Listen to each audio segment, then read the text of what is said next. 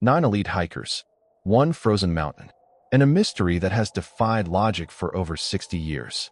A tent ripped open from the inside. Bodies found scattered across the snow, some half-naked, some missing eyes and tongues, and others bearing injuries equivalent to a high-speed car crash, yet with no external bruises. Why did they flee into a -30-degree blizzard without their boots? What were they running from? Today, we reopen the top-secret files of the most terrifying unsolved mystery of the Soviet era. Welcome to History Uncovered.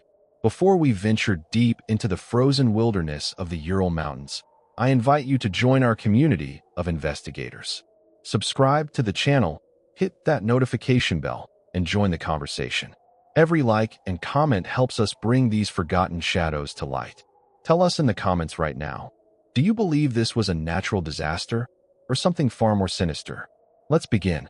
To understand the horror of Dyatlov Pass, we must first understand the year 1959. This was the height of the Soviet Union's Khrushchev thaw, a time of dreamers, scientists, and rugged adventurers. For the youth of that era, trekking into the wild wasn't just a hobby, it was a testament to human will. Igor Dyatlov, a 23-year-old engineering student, was a legend in his circle. He was a man of cold logic and iron discipline. He hand-built his own radios and stoves for expeditions. His goal was ambitious, a grade 3 trek, the highest difficulty, through the northern Urals. A 300-kilometer journey across some of the most unforgiving terrain on Earth. His team was a group of the brightest minds: Zina Kolmogrova, the heart of the group, Rustem Slobodin, Yuri Doroshenko, Yuri Krivonischenko, Nicholas Thibault-Brignol, Ludmila Dubinina, and Alexander Kolevatov. They were all experienced, tough, and prepared for anything. But there was a 10th member, Semyon Zolotaryov. At 37, he was much older, a World War II veteran with a mysterious past and cryptic tattoos that no one could fully explain. Why did this professional instructor join a group of students at the very last minute? Some say he was a KGB shadow. Others believe he was searching for something in the mountains that didn't belong to the world of men. On January 23rd, the group departed Sverdlovsk. Their cameras, found later in the snow, captured what would be their final days of joy. In these grainy black and white photos, we see them laughing, hugging, and loading heavy canvas backpacks onto trucks. They look invincible. On January 27th, one member, Yuri Yudin, was forced to turn back due to a sudden illness. This twist of fate would save his life. The last photo of Yudin shows him hugging Ludmila Dubinina, a goodbye that would haunt him until his death in 2013. He gave her his first socks, unaware that weeks later, he would be tasked with identifying her mutilated body in a morgue. The remaining 9 turned their skis toward the white void. Their diaries tell of worsening weather and bone-chilling winds.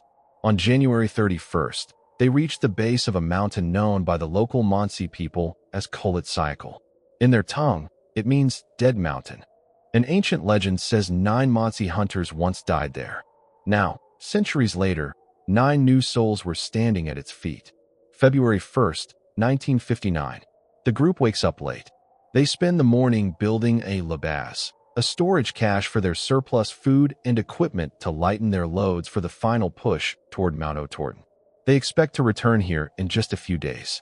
By 3 p.m., they begin their ascent of Kholat Syakhl. But the Ural weather is a fickle beast. A sudden, violent blizzard strikes. Visibility drops to 0. The wind reaches hurricane speeds, and the temperature plummets to -30 degrees Celsius.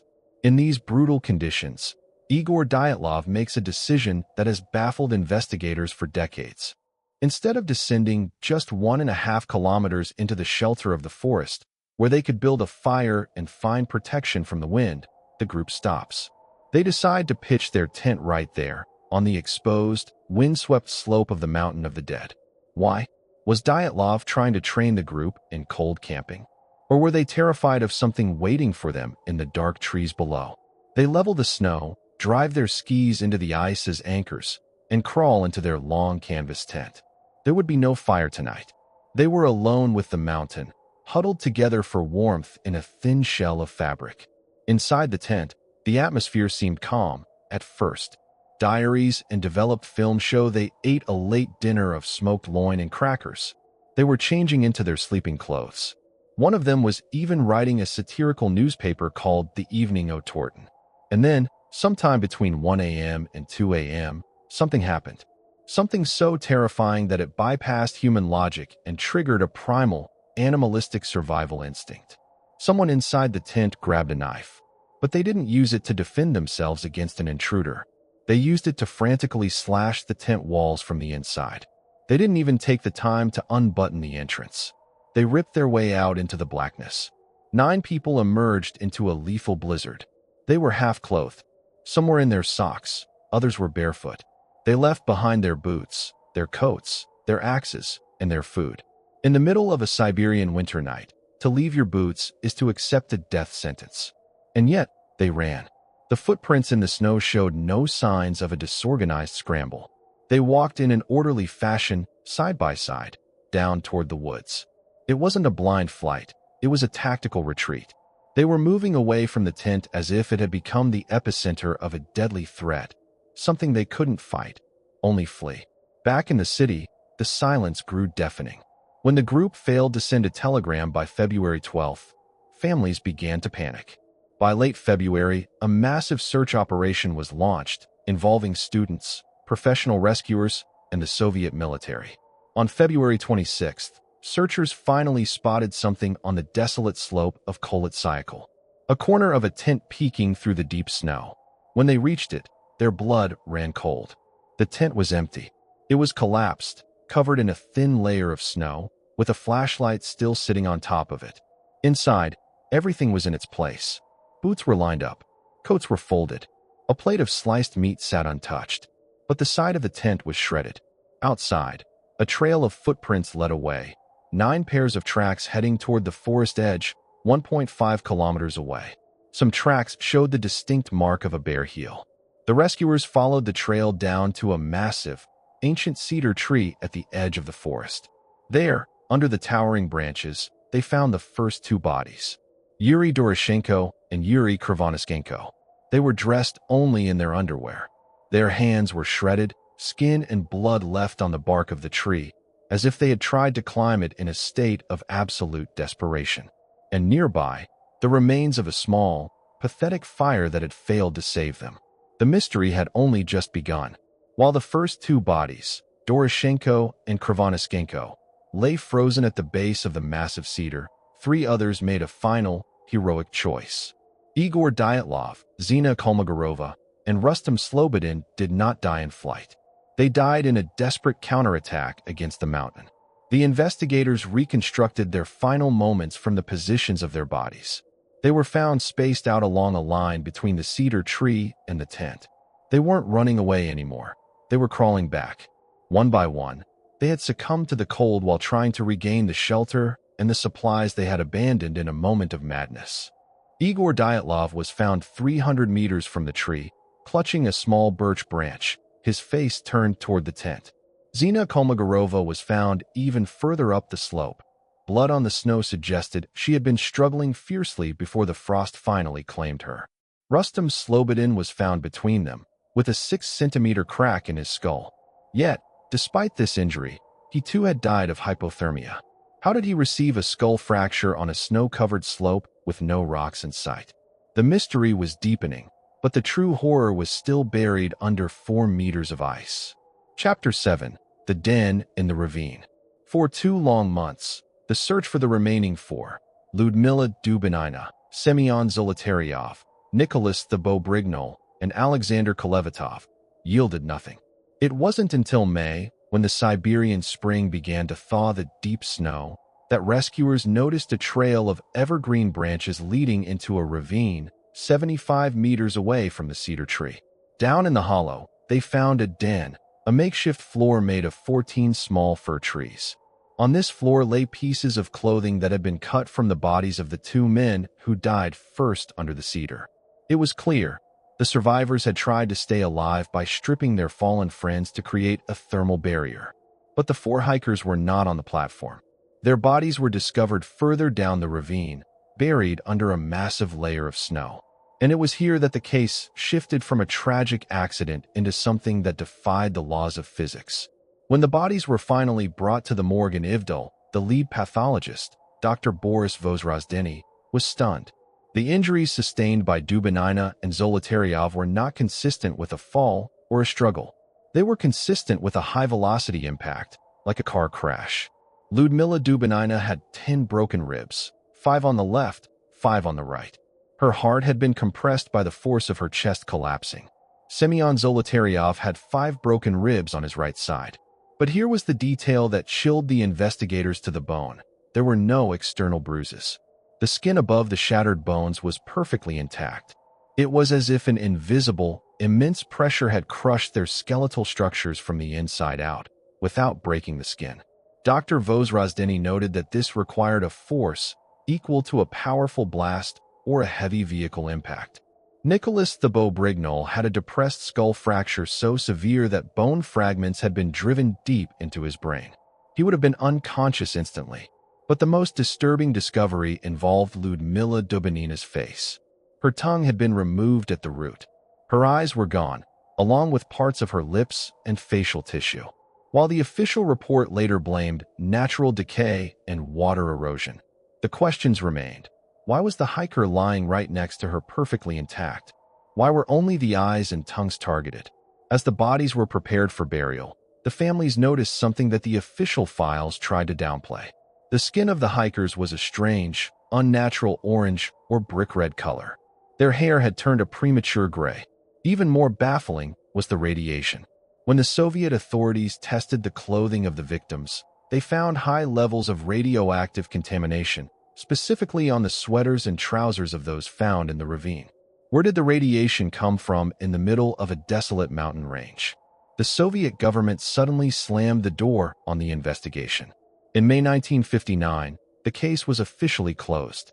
The cause of death was listed as an unknown, compelling force which the hikers were unable to overcome. The area was sealed off for years. The files were archived under top-secret status, and the world was told to forget the 9 souls who perished on the mountain of the dead. For decades, the Soviet government maintained a wall of silence. But when the files were finally declassified in the 1990s, the world rushed to fill the void with theories. The most widely accepted scientific explanation is a slab avalanche. This theory suggests that a heavy layer of snow loosened above the tent, crushing the hikers as they slept. It explains the broken ribs and the frantic need to cut their way out. But this theory has massive holes that seasoned mountaineers find impossible to ignore. If an avalanche hit them, why was the tent still standing, partially upright, when rescuers found it? Why were the ski poles used as anchors still in the ground? And most importantly, if you have just survived an avalanche and have life-threatening internal injuries, you do not walk 1.5 kilometers through a blizzard in an orderly fashion. You stay. You dig for your boots. You fight for the tent. The Dyatlov group didn't just leave. They were driven away by something they feared more than the cold. In the weeks surrounding the tragedy, several witnesses, including other hiking groups and even Soviet meteorological workers, reported seeing strange, glowing orange spheres pulsing in the night sky over the northern Urals. Some investigators believe the hikers were the accidental victims of a secret military test. The theory suggests a parachute mine or a vacuum bomb may have exploded above the slope. This would explain the massive internal pressure that crushed their ribs and skulls without leaving external marks. It explains the compelling force mentioned in the official files. It explains the radioactive contamination on their clothes and the strange orange tint of their skin, a possible result of exposure to toxic propellant or high-intensity light. Was the dead mountain actually a testing ground for a weapon the world wasn't supposed to see? There is a more terrifying, invisible theory, infrasound. Scientists have discovered that when wind passes over certain mountain ridges, it can create a Kármán vortex street, a phenomenon that produces low-frequency sound waves below the threshold of human hearing. While you cannot hear infrasound, your body feels it. It triggers intense feelings of dread, nausea, and a sense of impending doom. In some cases, it can cause the eyes to vibrate, leading to hallucinations of dark, moving shadows. Did the wind over Kholat Syakhl create a frequency of pure terror? Did it drive 9 intelligent, calm students into a state of sudden, uncontrollable psychosis, making them believe the tent was a death trap? We must return to Semyon Zolotaryov. When his body was finally exhumed in 2018 for DNA testing, the mystery only deepened. His name wasn't on the official list of buried veterans in the local cemetery. Even more chillingly, his tattoos, one of which supposedly read, Durum Muzioi, remain a code no one has ever broken. He was found clutching a camera and a notebook. While the film was ruined by water, why did he prioritize his camera over his boots as he fled into the night? Was he there to document a secret? Was the entire expedition a controlled delivery for the KGB that went horribly wrong? Some believe the group was intercepted by a cleanup crew, special forces who realized the students had seen something they shouldn't have. This would explain the missing tongues and eyes, a brutal signature of those who see and speak too much. 60 years later, the Dyatlov Pass incident remains the holy grail of mysteries. In 2021, a new study claimed the avalanche theory was the most probable, but for many, probability isn't the same as truth. The facts remain: 9 people fled into the dark. They fought to survive. They built a den. They climbed trees. They crawled through the ice until their hearts stopped.